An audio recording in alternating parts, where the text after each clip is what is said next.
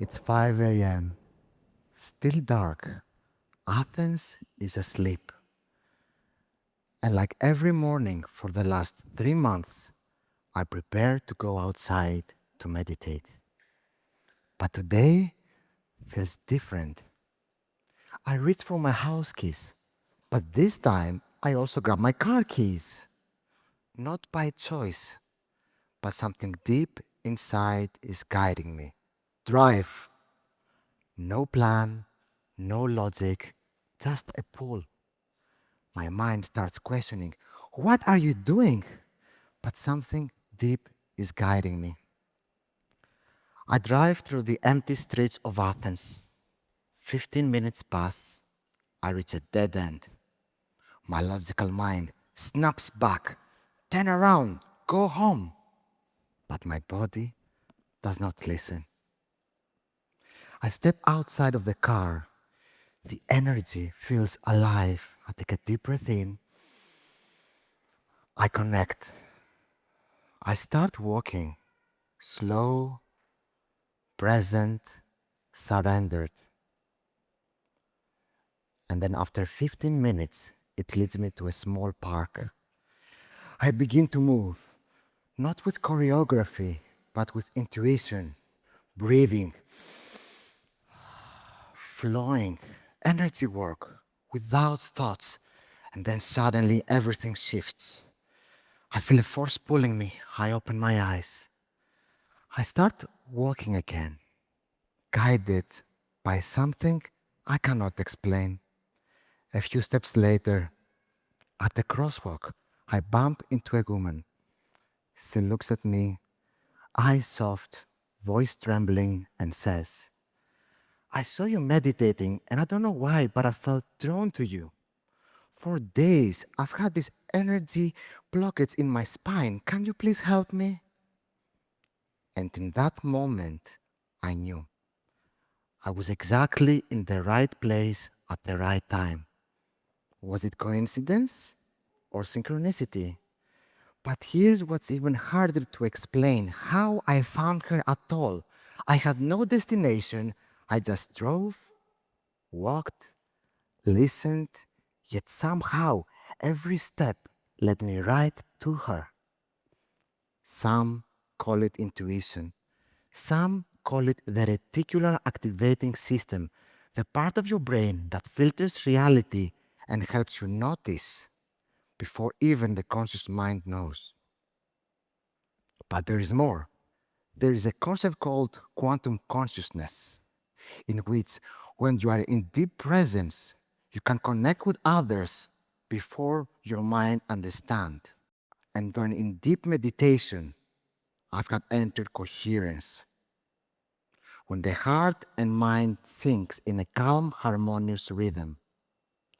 And according to Heart Math Institute, this can generate a measurable electromagnetic field that can extend around your body and affect others before even a word is spoken. So maybe she didn't just see me, maybe she felt me, and maybe I felt her need before either of us understood it. I looked her in the eyes and I helped her wake up and see what is not seen. What I see and I still do not believe.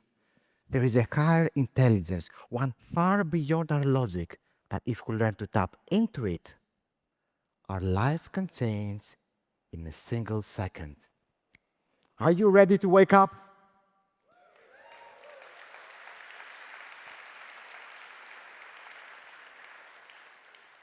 But there is a story before this story. I grew up in a modest house in Athens, Greece. We did not have much, but we had love and sacrifice. At age 3, my parents enrolled me into a Shaolin Kung Fu school, but not for sport, to teach me discipline and presence. And I learned. But I also learned to hide my sensitivity and feelings, to be strong, to succeed, to never slow down. And I got good at it. I climbed the corporate ladder. I traveled all around the world. I led change for Fortune 500 companies. I ticked every box of what success was supposed to look like. Yet something beneath those titles and achievements, there was a quiet whisper. This is not it. And then one night, near the London Eye, I stepped out to get some air. And in 1 second, everything changed. Suddenly, a surge of energy ignited within me, warm, electric, alive. It started from the base of my spine and, like a current, expanded through every nerve and every cell in my body, climbed up my back, reached the top of my head, and then shot up into the universe. Then, silence. Time and thoughts disappeared. All that remained was light, peace, and love. In that second, I was in a state of oneness, pure consciousness, beyond time, space, and thoughts. In that moment, I felt profoundly connected with everything and everyone, as if I tapped into universal consciousness. And then I felt unity with the divine.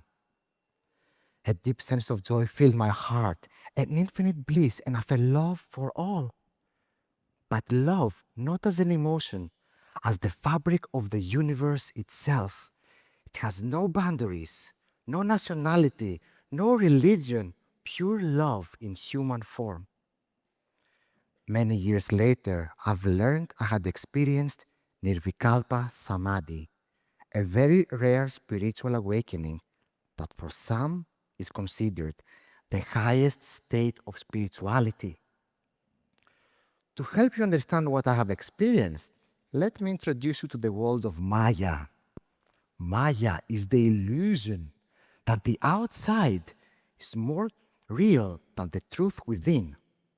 But the moment you question the illusion, reality reveals itself, but not as something new, but as something which was already there, quietly waiting, waiting to be awakened.